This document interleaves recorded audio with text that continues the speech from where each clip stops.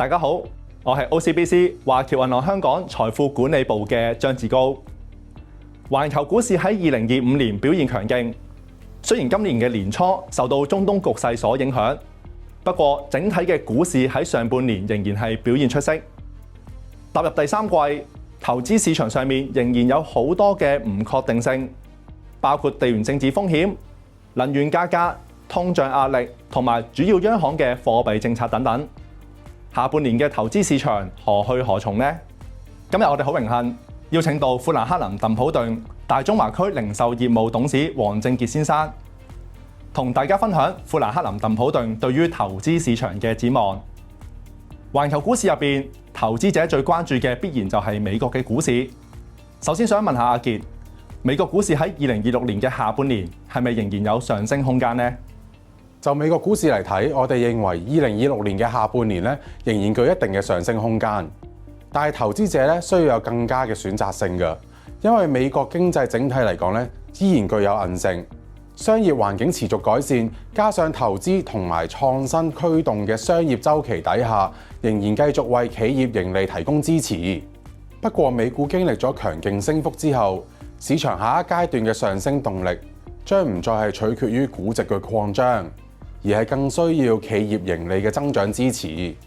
而喺行業層面去睇，市場預期2026年嘅標普500指數盈利增長有望達到大概17.3%。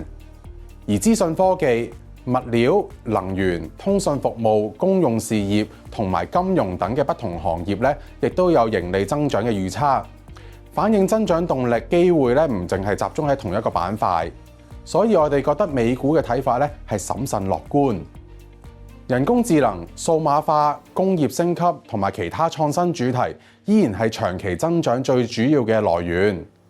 但係投資者需要避免單純追逐市場熱點，而應該更加重視企業嘅盈利質素、自由現金流、估值合理性同埋長期競爭優勢。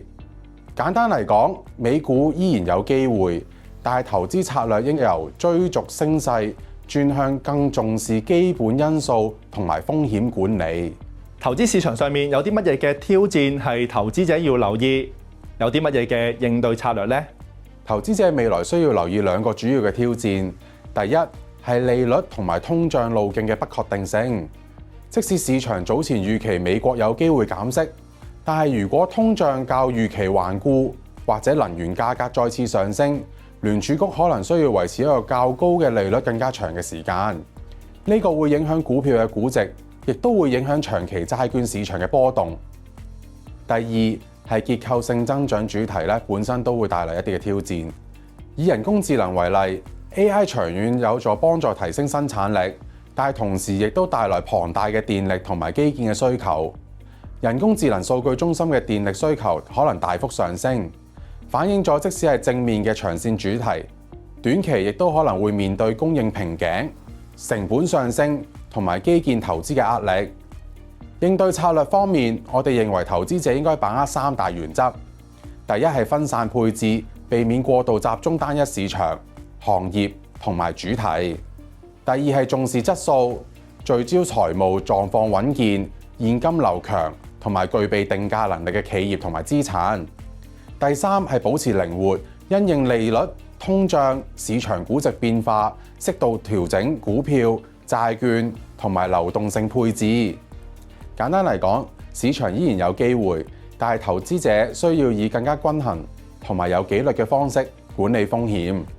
市場預期美國聯儲局會由減息轉為加息，債券資產係咪仍然值得投資者留意呢？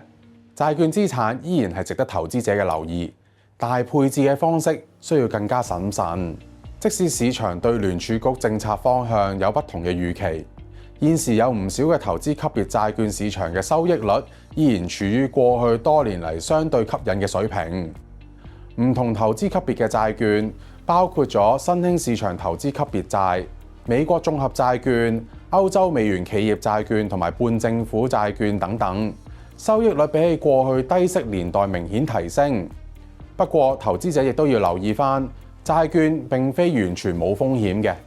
如果通脹較預期頑固，或者聯儲局需要更加維持更高利率一段長時間嘅時候，甚至市場需要重新討論加息嘅可能性，較長存續期嘅債券價格可能會面對較大嘅波動。因此，現階段嘅投資債券唔可以淨係單睇收益率，亦都需要重視存續期嘅管理同埋信貸質素。簡報中顯示，不同年期嘅美國國債波幅有不同。一般嚟講，年期越長，對利率變化嘅敏感度亦都越高。所以喺利率前景依然不明朗嘅情況底下，投資者可以考慮投資喺短至中期嘅存續期、較高信貸嘅質素同埋分散投資作為核心嘅方向。總括嚟講，債券喺投資組合當中依然發揮一個重要嘅作用，包括提高潛在收益來源、分散股票市場嘅風險，同埋喺波動市況底下提升組合嘅韌性。但係關鍵係要有選擇性同埋平衡收益、利率風險同埋信貸風險。多謝阿傑嘅分享。總括嚟講，富蘭克林鄧普頓認為美國嘅經濟整體仍然係具有韌性，商業環境持續改善。2026年下半年美國股市仍然係具有上升嘅空間，但係投資策略應該由追逐升勢轉向更重視基本因素同埋風險管理。而債券方面，富蘭克林鄧普頓認為仍然係值得投資者留意。而家有唔少嘅投資級別債券嘅收益率仍然係處於過去多年相對吸引嘅水平。不過，投資者亦都要留意，如果通脹較預期頑固，或者聯儲局需要維持較高嘅利率喺更長嘅時間，較長存續期嘅債券價格就可能面對較大嘅波動。今次嘅分享嚟到呢一度啦，大家敬請留意片尾部分 OCBC 華僑銀行香港同埋富蘭克林鄧普頓嘅免責聲明。